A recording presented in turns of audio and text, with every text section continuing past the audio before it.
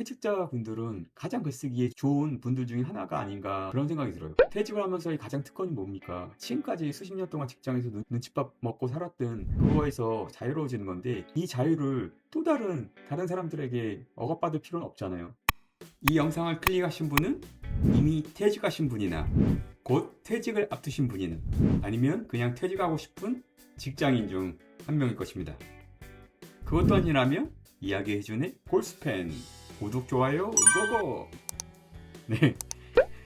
사람들은 어떤 주제에 대한 글을 읽고 어떤 사람의 글에 관심을 가지게 될까요? 이것에 대해서 올바르게 이해하는 것이 글쓰기의 시작이 됩니다. 저는 이제 올해로 50대 초반이 되고 아무튼 여전히 일을 하고 있긴 하니까 2번과 3번에 걸쳐있는 그런 사람이겠네요.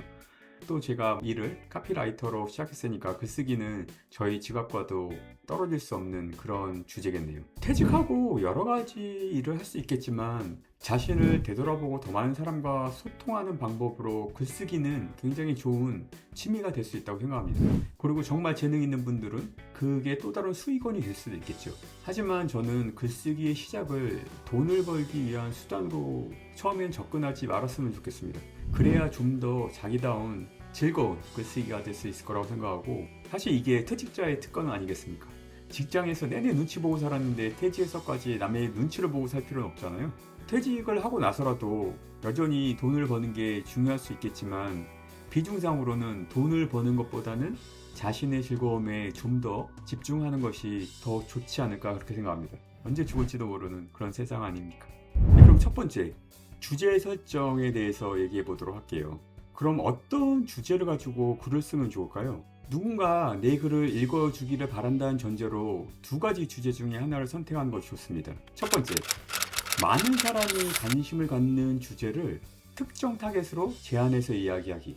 두 번째, 많은 사람을 타겟으로 하지만 특정한 주제로 한정해서 이야기하기.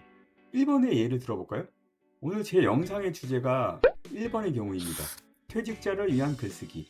글쓰기는 많은 사람이 관심을 가질 만한 주제이죠. 대중적이고 인기 있는 주제입니다. 그런데 모두를 위한 글쓰기가 아닌 특정 타겟인 퇴직자로 제한을 시켰죠. 그럼 2번의 예를 한번 들어볼까요? 주제를 정할 때 주식으로 1억 벌기, 미국 주식으로 1억 벌기, 미국 AI 테마주로 1억 벌기, 2025년 새롭게 뜨는 미국 AI 테마주로 1억 벌기, 이런 식의 주제 선정입니다. 1억 벌기는 너무나 일반적인 주제이죠. 그렇기 때문에 그 일반적인 주제를 점점 좁혀갈수록 더 사람들이 더 관심을 많이 갖게 됩니다. 그럼 여기서 질문. 그러면 많은 사람이 관심을 갖는 주제를 모든 사람을 대상으로 하는 글을 쓰면 더 좋은 게 아닌가라는 생각을 할 수 있죠. 그런데 대부분의 그런 주제는 수백 년 전서부터 수백만 명을 통해 이미 언급되었을 그럴 가능성이 매우 높고, 너무 많은 글들이 이미 있습니다. 그 수억 개의 글 중에서 내 글이 눈에 띌 가능성은 거의 없고, 굳이 사람들이 나의 글을 다시 읽고 싶어하게 만드는 요인도 떨어지겠죠. 그렇기 때문에 그게 주제가 되었던 타겟 고객 독자가 되었던 범위를 좁혀가는 것이 기존 것과 차별이 되는 가장 중요한 요소라고 할 수 있겠습니다. 그럼 이렇게 내가 무엇을 쓸지 주제를 결정했으면, 두 번째로는 사람들이 왜 하필 나의 글을 읽어야 하나, 그것에 대해서 설명을 해주는 것이 필요합니다. 누군가가 나의 글을 읽거나 내 이야기를 듣는 경우는 다음에 세 가지 경우 중 하나일 경우가 많습니다. 그 사람이 그 분야의 전문가이거나 그 사람이 그 분야 전문가들의 글들을 많이 읽고 잘 정리했다. 즉, 큐레이팅 전문가. 세 번째로는 그 사람이 직접 경험한 개인의 이야기를 알려주는 그런 사람. 이런 사람들의 이야기이기 때문에 우리는 그 사람들의 이야기에 신뢰감을 갖고 더 많은 관심을 갖게 되는 것입니다. 특히 1번 전문가의 이야기나 글에 대해서는 돈을 내고라도 보게 되는 이유는 우리가 그들이 그간 투자한 시간과 돈에 대한 보상인 거죠.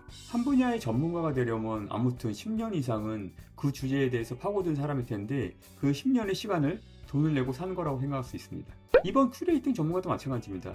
1번의 찐 전문가처럼 긴 시간 투자는 아니더라도 제대로 읽고 분석하고 재정리하려면 시간과 노력이 필요하겠죠. 그것에 대한 보상입니다. 그럼 3번은 어떨까요? 이 경우는 시간과 돈을 떠나서 막연한 호기심을 불러일으킬 수 있습니다. 다른 사람은 도대체 어떻게 살고 있을까? 그것에 대한 호기심은 굉장히 본능적인 거죠. 그런데 본격적인 AI 시대가 시작되면서 사실 전문가나 큐레이팅 전문가의 수요가 급격히 줄어들 것 같긴 합니다. 큐레이팅을 가장 잘하는 것이 AI니까요. 그리고 많은 분야에서 전문가의 가치를 높여주는 것이 시간이라는 한정된 가치였는데 AI를 통해서 그 가치와 노력이 계속 낮아지고 있는 추세이긴 합니다. 그래서 저는 이전과 같이 전문가나 큐레이팅 전문가의 글보다 본인의 개인적인 이야기를 통해서 어떤 사실을 전달하는 것이 좀 더 가치가 있는 그런 시대가 되지 않을까 생각합니다. 저희 채널의 제목 누구나 자기 이야기 할 수 있다, 그런 것처럼 말이죠. 이제 어떻게 주제를 선정하는 법에 대해서 알게 되었고 내 글을 왜 읽어야 되는지 나에 대한 소개하는 법도 알게 되었습니다. 그럼 뭐죠? 이제 글쓰기 시작하면 됩니다. 그런데 아직까지 글쓰기를 시작하지 못했던 분들은 어떤 분들일까요? 남의 평가가 두려운 분들일 것입니다. 비웃지 않을까, 무시하지 않을까, 그런 걱정들이 많으시죠. 사실 저도 그렇긴 합니다. 그렇기 때문에 퇴직자분들은 가장 글쓰기에 좋은 분들 중에 하나가 아닌가, 그런 생각이 들어요. 퇴직을 하면서의 가장 특권이 뭡니까? 지금까지 수십 년 동안 직장에서 눈칫밥 먹고 살았던 그거에서 자유로워지는 건데, 이 자유를 또 다른 사람들에게 억압받을 필요는 없잖아요.